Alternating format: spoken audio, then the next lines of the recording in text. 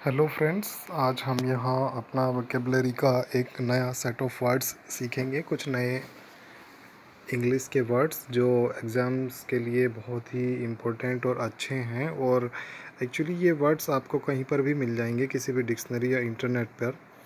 लेकिन मैं इन सब के लिए आपको कुछ ऐसा तरीका बताऊंगा जिससे आपके दिमाग में ये एकदम से फिट हो जाएंगे। और एक्चुअली एग्ज़ाम में होता क्या है कि एग्जैक्ट वर्ड मिलना बहुत ही कम चांसेस होते हैं इस चीज़ के। इसलिए आपको उस वर्ड का रूट के किस छोटे वर्ड से वो बना है वो पता होना चाहिए, तब उस वर्ड की आप सारी फॉर्म डिड्यूस कर सकते हैं, बना सकते हैं, निकाल सकते हैं, सोच सकते हैं, आइडिया निकाल सकते हैं, जिससे कि आपको एग्ज़ाम में अपने ऑप्शंस ABCD में से जो रेलेवेंट नहीं हैं उनको एलिमिनेट करने में हेल्प मिलेगी। और बहुत बार अगर आप इसको ध्यान से पढ़ेंगे, अप्लाई करेंगे, तो आप डायरेक्टली वो ही आंसर ऑप्ट कर देंगे बिना किसी एलिमिनेशन की तरफ जाते हुए, जो कि इसका करेक्ट आंसर है। तो हम अपना पहला वर्ड लेते हैं डेसुकेट। डेसुकेट मीन होता है सूखना या सुखाना भी शायद कह सकते हैं, लेकिन सूखना होता है इसका मतलब डेसुकेट। इसकी स्पेलिंग आप देख सकते हैं स्क्रीन पे, DESICCATE, सूखना या सुखाना। लेकिन ये सूखना कौन सा है? क्या ये ड्राई वाला सूखना है? नहीं, ये ड्राई वाला सूखना नहीं है। ड्राई तो होता है जैसे हमने कपड़े धोए, उनको सुखा दिया तो वो ड्राई हो गए। एक्चुअली डेस्केटेड होता है, डेस्केट होता है पानी बिल्कुल ख़त्म हो जाना किसी चीज़ में से। जैसे आप एक जून की गर्मी में तपती धरती पर कुछ रख देते हैं गीला सामान, और उसको 1 घंटा नहीं, 1 दिन नहीं, 10 दिन तक नहीं उठाते हैं, तो ज़मीन में भी क्रिस्टल की तरह से लाइनें पड़ जाती हैं। जैसा क्रिस्टल होता है उसमें से पानी पूरा उड़ जाता है, किसी चीज़ का भी क्रिस्टल, तो जो दरारें पड़ जाती हैं उस टाइम वो धरती पूरी सूख चुकी है। That is desiccated. अब इस वर्ड के हम रूट पे चलते हैं। ये दो वर्ड्स से मिलके बना है। एक इसका प्रीफिक्स है डी, ठीक है, आपको ये दिख रहा होगा डी। D means thoroughly. और दूसरा वर्ड है स्केयर। ये इंग्लिश से अलग किसी और लैंग्वेज के वर्ड हैं, हो सकता है जर्मन, स्पेनिश एट्सेट्रा, और यूरोप की ही एक और तीसरी लैंग्वेज। वहाँ से ये दोनों वर्ड उठा के इंग्लिश लोगों ने एक नया वर्ड बना दिया, डेस्केटेड, डेस्केट। वैसे इसको और अच्छा प्रोनाउंस करेंगे तो डेस्काइट आएगा। D means thoroughly, thorough means completely, पूरा, और सिकेयर मीन्स सुखा देना, टू ड्राई। आगे मैंने लिख रखा है ना उसका एक simple meaning, to dry. Desiccare means to dry, और डी मीन्स थॉरोली, किसी चीज़ को थॉरोली, पूरा पूरा सुखा देना, टू थॉरोली ड्राई। ये इसका एक कलेक्टिव मीनिंग हो गया। अब एक इसका एग्जाम्पल लेते हैं हम, जिसे हम वाक्य में प्रयोग कहते हैं, used in a sentence. Due to dangerous famine this year the whole land belt got desiccated. इस साल, due to dangerous famine this year, इस साल एक अकाल ऐसा पड़ा है, डेंजरस अकाल।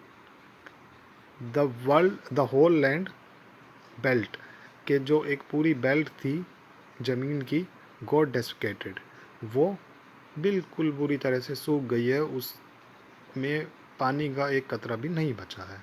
सो दिस वाज डेस्केटेड।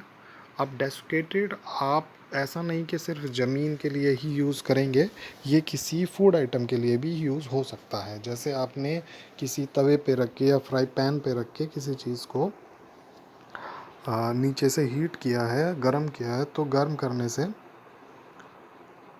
उसका सारा पानी भाप बन के उड़ जाए। भाप बन के उड़ता है जब पानी, और नीचे से हीट लगती है, किसी भी तरफ से हीट लगती है, तो वो डेस्केटेड होता है।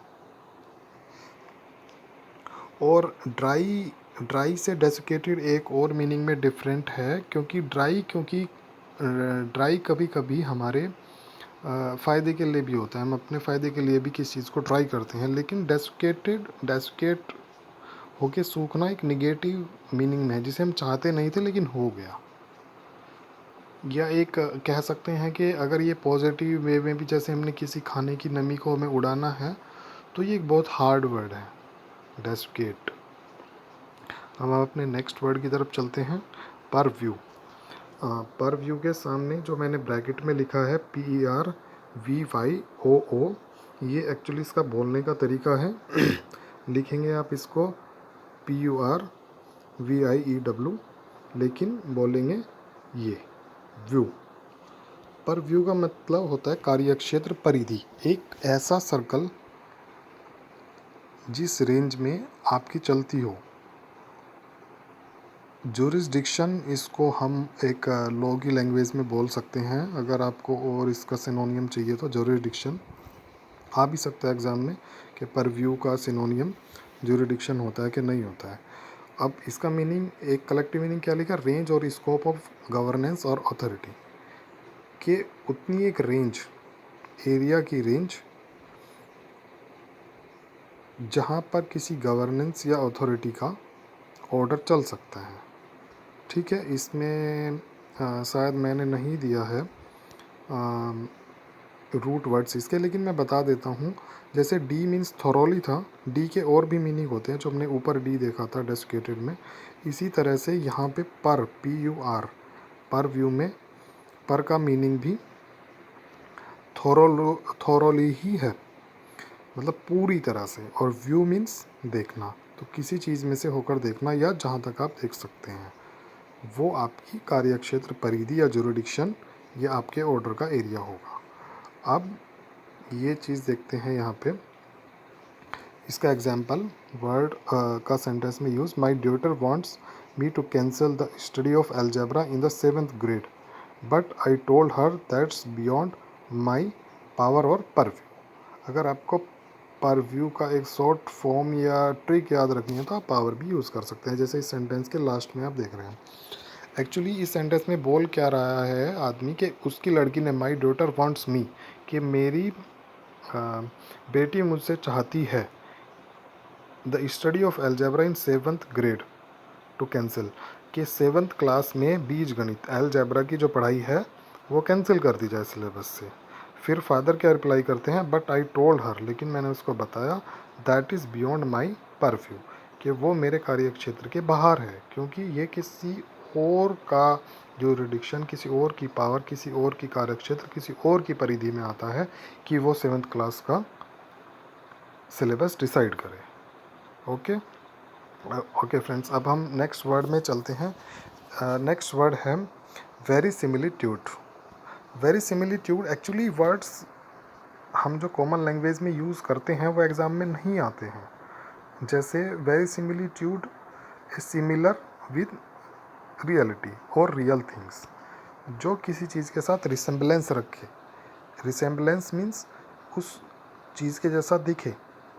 वेरी सिमिलिट्यूड को अगर मैं एक वर्ड में बोलूँ तो very similar to other thing. Very बहुत, सिमिलर मीन्स जैसा।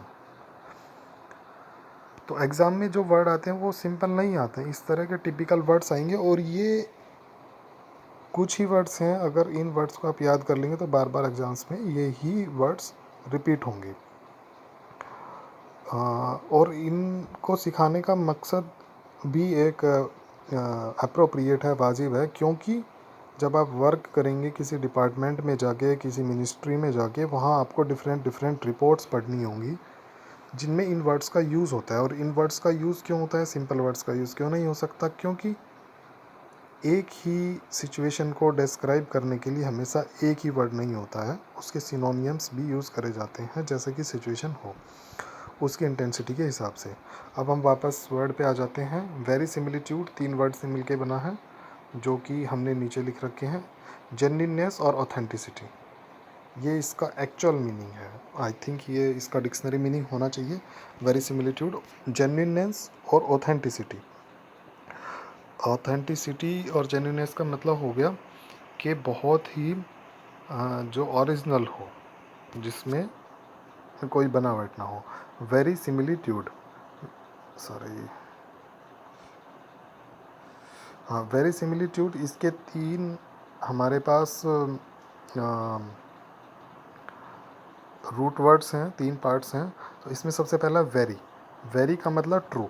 वेरी का मतलब बहुत अधिक, वेरी मच, वो वाला वेरी मच नहीं, वेरी मीन्स ट्रू। जैसे कि यहाँ लिखा है verus, from verus. Similis means like, similar. तो ट्रू है सिमिलर के, सिमिलर के ट्रू है, जो ट्रू जैसा है, which is very similar to the truth, that is verisimilitude. अब हम इसका वर्ड में मीनिंग देखते हैं। Henry's accurate depiction of the southwestern landscape has an astonishing verisimilitude, considering that he has never been there himself. It is factual in every detail. ये इसका explanation दिया है कि ये जो हमने ऊपर बात कही है यहाँ से, हेनरी से लेके देयर हिमसेल्फ, ये एक फैक्चुअल है, अपने आप में फैक्ट है। फैक्ट मतलब वेरी है, वेरी मतलब ट्रू है, जो हमने ऊपर पढ़ा था।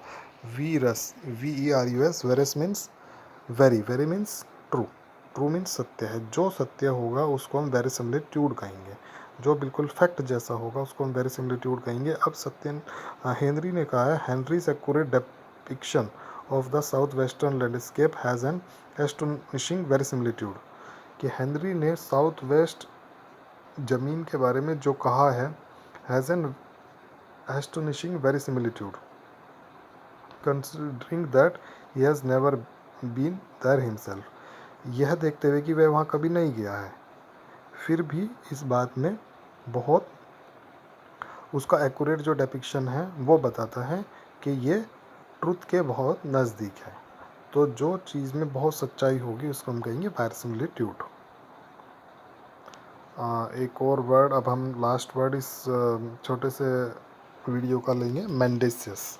मेंडेसियस मीन्स लाइंग, झूठ बोलना, डिसेप्टिव, अनट्रू। अब सबसे पहले तो इसके ये 3 सिनोनियम और 2 इसके हिंदी मीनिंग हम देख लेते हैं। मेंडेसियस मीन्स लाइंग, झूठ बोलना।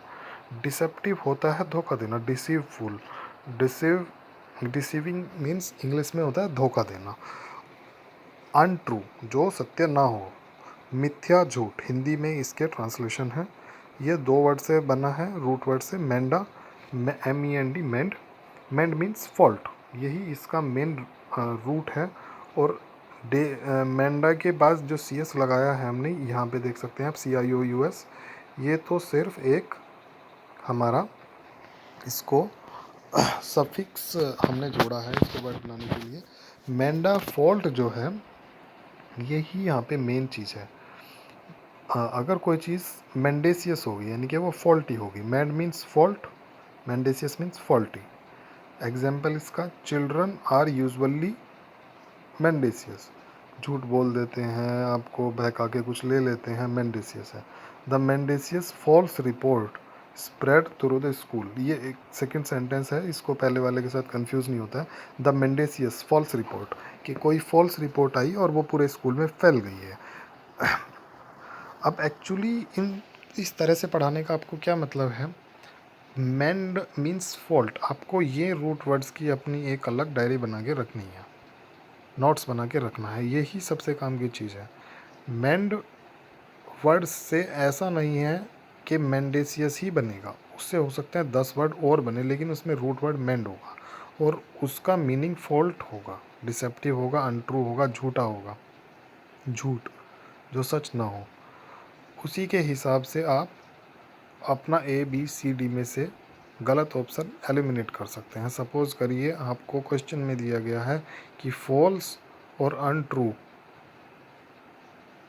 का सिमिलर कौन सा वर्ड है, और नीचे आपको 4 ऑप्शन दे दिए जिसमें से ABC का आपको पता है कि उनका मतलब झूठ नहीं होता है, ट्रू होता है, ट्रू, ट्रूथफुल और वाइट ऐसा दे दिया कुछ भी, और फोर्थ आपको उन्होंने दे दिया मेंडेसियस, तो मेंडेसियस ही उसका आंसर होगा। So thank you for watching it. Next video में हम कुछ और वर्ड्स लेके आएंगे और एक हम पूरी सीरीज इसकी चलाएंगे आगे।